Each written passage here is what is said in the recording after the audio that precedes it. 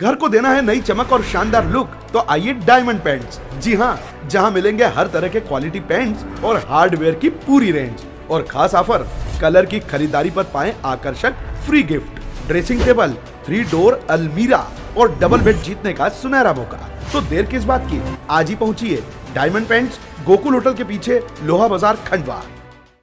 वजन अभियान, KYC, FRS, face captcha, मंगल दिवस, PMY, लाडली लक्ष्मी, लाडली बहना योजना, सुकन्या समृद्धि, परिवार नियोजन, कौशल विकास, कर्मयोगी, पढ़ाई भी पोषण भी, मातृ सहयोगिनी समिति, शौर्य दल, THR की जानकारी, साझा चूल्हा, NRC में बच्चे, BLO का काम, चुनाव में फ्री की ड्यूटी, नेताओं के लिए भीड़, अधिकारियों के लिए मेंटल चार्टर, हितग्राहियों की अकड़, पंचायतों के दबाव और अचानक से निरीक्षण होता है। बताइए, हम इतने कम मानदेय में इतना काम करते हैं, क्या आप हमारा मानदेय बढ़ाने की कोशिश करेंगे या नहीं?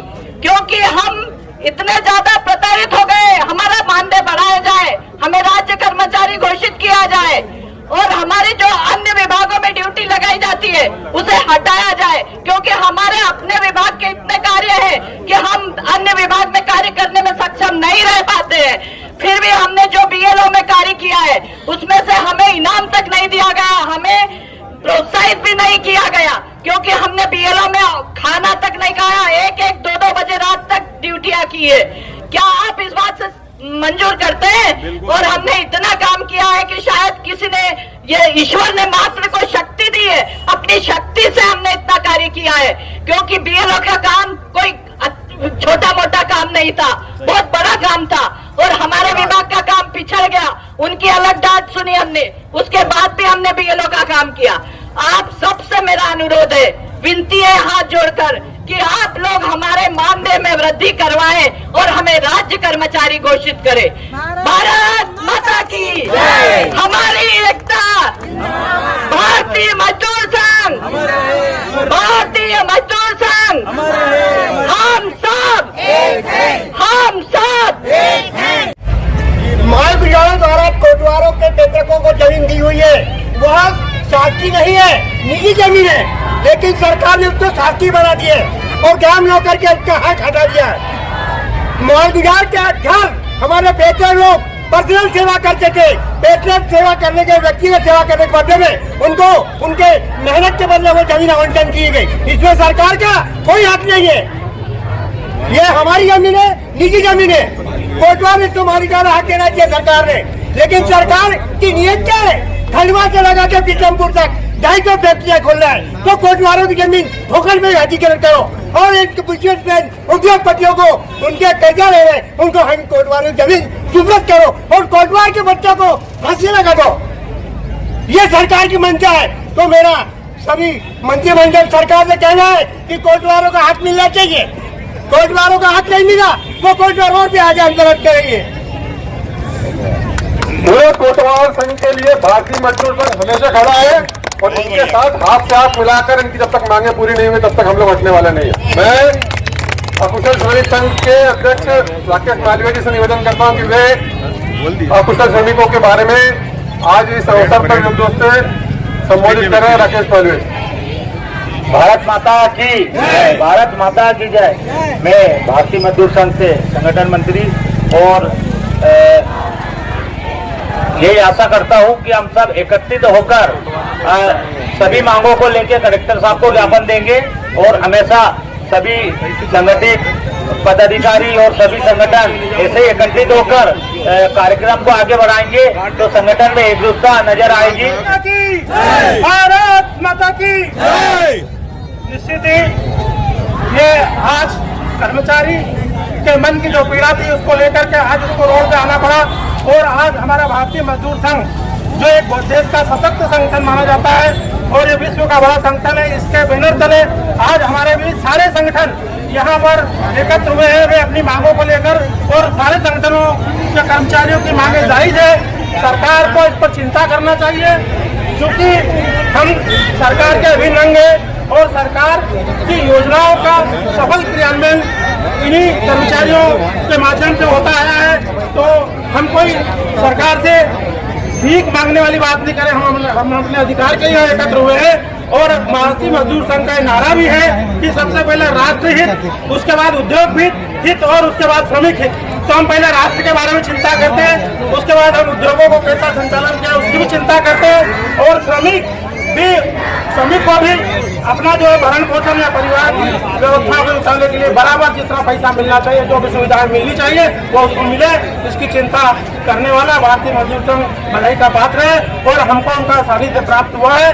तो हम ये चाहते हैं सरकार से कि आज इस अवसर पर हमारी सभी मांगे, जितने भी कर्मचारी संवर्ग के लोग यहाँ पर है, चाहे वो अध्यापक संवर्ग हो, शिक्षा कर्मी हो, कोटवार संघ हो, पटवारी संघ हो, आंगनबाड़ी हो, जो भी हो, जितने भी हैं, इन सभी की मांगों पर न्यायोचित विचार हो और उनकी मांगों का शीघ्र निराकरण किया जाए, ऐसी हमारी शासन से अपेक्षा है। और इसी संदर्भ में हम आज रैली के रूप में कलेक्टर महोदय को ये ज्ञापन सौंपने जा रहे हैं। मैं नंद किशोर सोनी, राज्य कर्मचारी संघ, जिला सचिव, जिला शाखा खंडवा।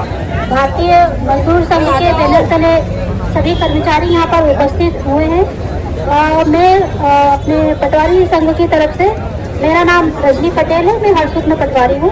मैं अपनी बात ये रखना चाहती हूँ कि सरकार पटवारियों से जो है वो 24 घंटे काम करवाती है, 24 घंटे उपलब्ध रहता है पटवारी फील्ड पर, परंतु हमारा जो वेतन है वो हमारे काम के हिसाब से आज भी नहीं है। और वर्तमान में हम देख रहे हैं पिछले 2019 या 18 से हम लोग काफ़ी तकनीकी कार्य में संलग्न किए गए हैं। हर चीज़ तकनीक के ऊपर आधारित है, AI पे डिपेंड हो चुकी है। उसके बाद भी हमारा जो वेतनमान है वो तकनीक से संबंधित कार्यों का नहीं है। आज भी पटवारी जो है वो अल्प वेतन में मध्य प्रदेश सरकार में काम कर रहा है।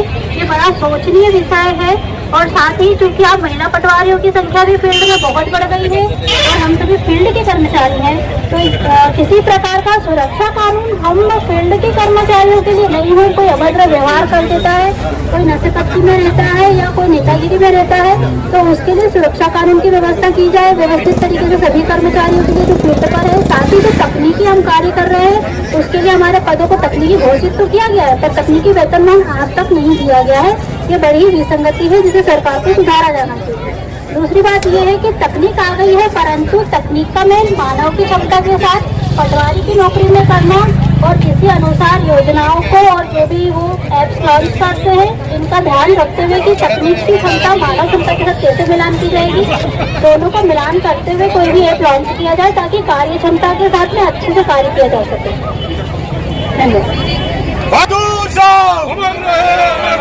भारतीय मजदूर संघ राष्ट्र हित में करेंगे काम, काम करेंगे पूरे दाम, राष्ट्र हित में करेंगे काम, काम करेंगे पूरे दाम। भारतीय मजदूर संघ में 6, 7, 8 फरवरी को उड़ीसा के पूरी जिले में राष्ट्रीय अधिवेशन हुआ, अखिल भारतीय अधिवेशन हुआ, जिसमें प्रस्ताव पारित हुआ था कि भारत के प्रत्येक जिले में आज के दिन 25 फरवरी को एक साथ कलेक्टर महोदय को माननीय मुख्यमंत्री जी और माननीय प्रधानमंत्री जी के नाम ज्ञापन सौंपना है। विषय ये था कि बजट आने के पहले पूर्व में हमारी जो बातचीत हुई हमारे अखिल भारतीय अधिकारियों की, वो इस स्तर तक थी कि श्रमिकों की सभी मांग मानी जाए। लेकिन बजट जब आया तो उसमें श्रमिकों को पूर्ण तरीके से न तो विचार किया गया उनकी बातों पर, न ही किसी चीज को उन्होंने लागू किया। उसी के विरोध में आज भारतीय मजदूर संघ पूरे भारतवर्ष में कलेक्टर प्रांगण में, कलेक्टर परिसर में विरोध दिवस के रूप में मनाया जा रहा है। इसके अवसर पर आज हम लोगों ने पूरे हमारे जितने संबंधित यूनियन है, महासंघ है, संघ है, सारे संगठनों के माध्यम के सम्मिलित एक ज्ञापन प्रस्तुत किया और ज्ञापन कलेक्टर के माध्यम से हम लोगों ने जो है मुख्यमंत्री जी के नाम दिया है। और इसी के संज्ञान में आज हमारे यहाँ हजारों कार्यकर्ता इस ज्ञापन कार्यक्रम में उपस्थित है। क्या मुख्य रूप से आपकी मांग? मुख्य रूप से तो यह है कि जो हमारा स्कीम वर्कर है उनको सरकारी कर्मचारी घोषित किया जाए। EPS की जो एक 95 की जो एम्प्लॉयमेंट प्रोविडेंट पेंशन स्कीम थी उसकी 1000 राशि को बढ़ा के 7500 रुपये किए जाए। और ऐसी हर संगठन की अपनी अलग अलग मांगे हैं। हमने 119 सूत्री मांगों का आज यहाँ जिक्र किया है ज्ञापन में, और सभी संगठनों को साथ में लेकर हम लोगों ने एक सम्मिलित ज्ञापन बनाकर कलेक्टर महोदय को दिया है ताकि वो हमारे जो है उचित माननीय मुख्यमंत्री जी के समक्ष प्रस्तुत कर सकें। आगे की क्या रणनीति? आगे की ये है जैसा केंद्र हमको आदेशित करेगा हम आगे की रूपरेखा तैयार करके इसको जो है हमारे जिले में लागू करेंगे। मैं प्रवीण शर्मा, जिला मंत्री भारतीय मजदूर संघ खंडवा।